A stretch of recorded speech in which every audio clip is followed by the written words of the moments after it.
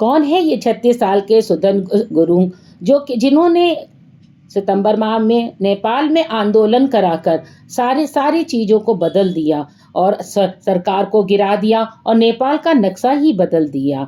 नेपाल सितंबर मास में हुए आंदोलन में ये सिर्फ विरोध नहीं हुआ था, बल्कि युवाओं की एक क्रांति थी। सोशल मीडिया पर बैन हुए इंस्टाग्राम, फेसबुक, व्हाट्सएप जैसे 26 ऐप के बाद सड़कों पर उतरे युवाओं को हामी नेपाल के जरिए एक कर किया गया। यह आंदोलन सत्ता, भ्रष्टाचार और असमानता के खिलाफ था और ये जग गर्जना भी बन गया। इसमें 20 जानें गईं और गृह मंत्री से लेकर प्रधानमंत्री तक का इस्तीफा हो गया।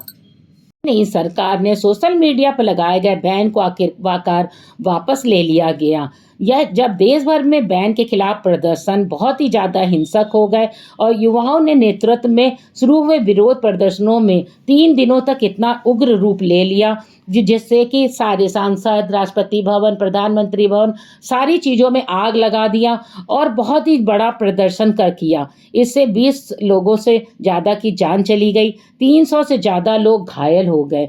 तब ऐसे में नेपाल की राजनीति, जिस पर अब तक उम्रदराज नेताओं का वर्चस्व रहता था, आज एक 36 वर्षीय युवा के नेतृत्व में जैन जी की नई क्रांति का गवाह बन रही थी। उनकी एक आवाज़ के साथ जैन जी युवा पूरे सड़क पर उतर आए थे। ये शख्स है सुदन गुरुंग। उनकी ही एक आवाज़ थी, एक सोशल मीडिया से उनकी एक पहचान थी, जिसकी वजह से न केवल नेपाल के युवाओं की बेचैनी को समझा था और बल्कि उसे ऐसा मंच भी दे दिया जिससे पूरा देश हिल गया। 8 सितंबर 2025 की सुबह नेपाल के लिए एक ऐतिहासिक बन गई। फेसबुक, इंस्टाग्राम, यूट्यूब जैसे सोशल मीडिया प्लेटफॉर्म पर सरकार द्वारा लगाए गए प्रतिबंध ने पहले से ही नाराज युवाओं को भड़का दिया। क्योंकि वो नेपोटिज्म के खिलाफ भी वो पहले से ही संघर्ष कर रहे थे। हजारों की संख्या में छात्र छात्राएं सड़कों पर उतर आए, सरकार को घेरने लगे, बदलाव की मांग करने लगे। इन युवाओं की अगुवाई कर रहा था एक संगठन हामी नेपाल, जिसका सूत्रधार रहे सुदन गुरुंग। सुदन गुरुंग एक एक्टिविस्ट, सोशल ऑर्गेनाइजर और हामी नेपाल नामक गैर लाभकारी संगठन के संस्थापक हैं।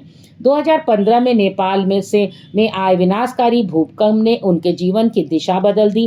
पहले इवेंट मैनेजमेंट में सक्रिय रहने वाले गुरुंग ने भूकंप के बाद राहत कार्यों में हिस्सा लिया। वहीं से उन्होंने सामाजिक कार्यों की शुरुआत करी और हामी नेपाल की स्थापना भी करी। 20 अगस्त को जब सरकार ने 26 सोशल मीडिया ऐप बंद किया तो सुदन गुरुंग ने इंस्टाग्राम पर एक पोस्ट डाली, भाइयों और बहनों, 8 सितंबर सिर्फ एक तारीख नहीं, एक क्रांति की शुरुआत है। हमें अब खड़े होना होगा, ये हमारी लड़ाई है। इस पोस्ट ने युवाओं को झकझोर दिया और खड़े होने पर मजबूर कर दिया। इसके बाद डिस्कॉर्ड और VPN जैसे माध्यमों से हजारों छात्रों को जोड़कर गुरुंग ने एक सुव्यवस्थित विरोध करने की एक रूपरेखा बनाई। 8 सितंबर को प्रातः देश भर में प्रदर्शन शुरू हो गया और छात्र लाखों की संख्या पे सड़क पर आ गए और संसद भवन के बाहर प्रदर्शन करने लगे, नारेबाजी करने लगे और प्रदर्शनकारियों ने संसद भवन में घुसकर हालात को बिल्कुल बेकाबू कर दिया और आंसू गैस, रबर बुलेट फायरिंग से 20 छात्रों की मौत हुई और 500 से ज़्यादा घायल हो गए। गुरुंग की एक अन्य पोस्ट भी वायरल हुई जिसमें उन्होंने कहा था, अगर हम खुद को बदले तो देश खुद बदल जाएगा। इस पोस्ट में उन्होंने नेपी बेबीज और सत्ता में जमे पुराने नेताओं को घेरा। उन्होंने आरोप लगाया कि देश में एक विशेष वर्ग का कब्जा है और जनता के असली मुद्दों से मुंह मोड़ा जाता है। नेपाल के युवा जैन जी प्रदर्शनकारी नेपाल की पूर्व चीफ जस्टिस सुशीला कार्की को अंतरिम प्रधानमंत्री के रूप में देखना चाहते थे। सुप्रीम कोर्ट बार एसोसिएशन के सचिव, जिन्होंने प्रदर्शनकारियों से परामर्श किया और बुधवार को न्यूज एजेंसी राइटर्स को यह बात बता भी दी कि जैन जी के प्रतिनिधि जो हैं वो उनसे वर्चुअल बात हो गई है और वो सुशीला कार्की को प्रधानमंत्री के रूप में देखना चाहते हैं। सुदन गुरु समेत तमाम युवा नेता सुशीला कार्की के प्रधानमंत्री शपथ ग्रहण में मौजूद रहे।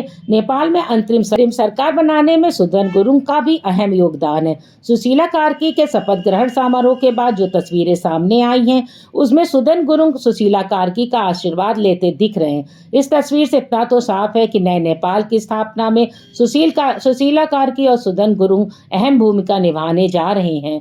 अब देखना है कि सुदन गुरु के पाल की सत्ता का कितना साथ देते हैं। आपने हमारे चैनल को अभी तक लाइक और सब्सक्राइब नहीं किया हो तो कर दीजिए। धन्यवाद।